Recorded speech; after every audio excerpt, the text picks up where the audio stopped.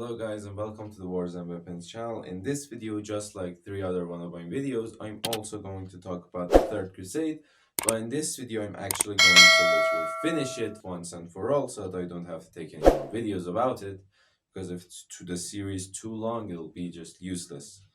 So, as I said in my last video, Richard actually went on his way to capture Jaffa, which was one of the cities in their way. In order that they wanted to attack Jerusalem, they needed some kind of free way, some kind of like an easy path to Jerusalem if they were going to capture the Jerusalem region.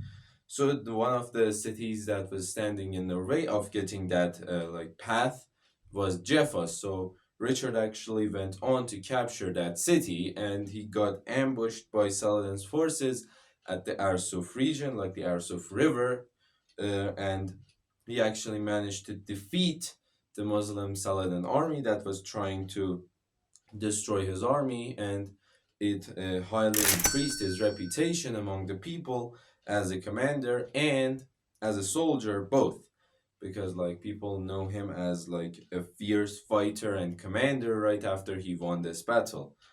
And yeah, and then he went on his way, and because like most of the soldiers that were actually helping Saladin defeat King Richard in the Battle of Arsuf were mainly the garrisons of the Jaffa city. So now that the most of the garrisons were dead, Richard had some kind of like, you know how easy it is to walk on a highway if there are no cars. He had like some kind of a highway to Jaffa. Like he could easily just go on, pick a British flag and like put it right in the middle of the city, and the city is his. Ooh, no resistance. So yeah, he could easily do that. So he actually did it.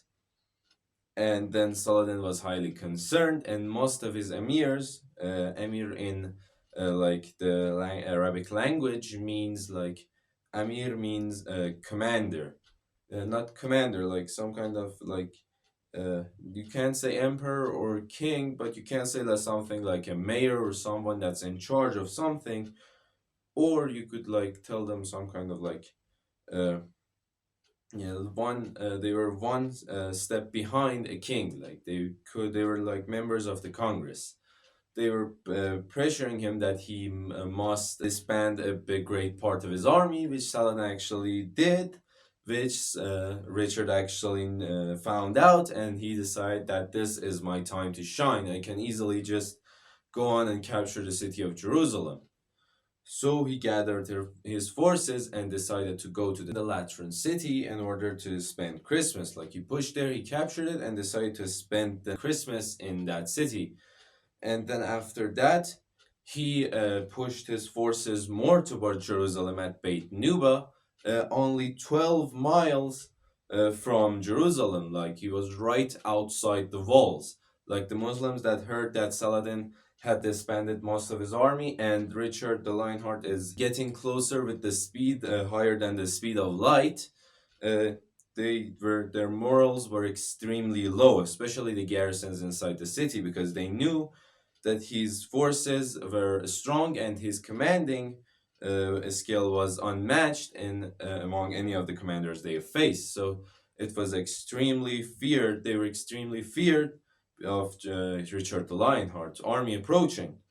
Now, fortunately for the Muslims, cold weather and hailstorms and rainstorms started. Like the area like got extremely cold. So Richard decided that Saladin is known for actually putting out relief troops for when you siege a city. Like it's something like, this is the city's walls, your armies are here, and then Saladin just comes by and like he sieges your army that's sieging a city. It's something like that. So he decided that if this happens, we might not have a chance to survive this time, just like we did in Arsuf. We might not survive this time.